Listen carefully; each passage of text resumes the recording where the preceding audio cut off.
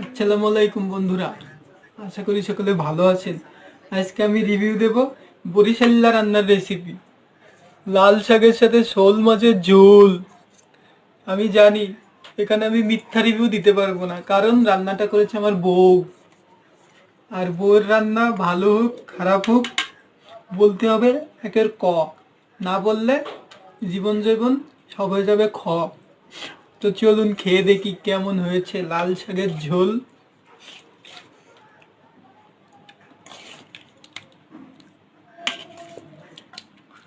সাথে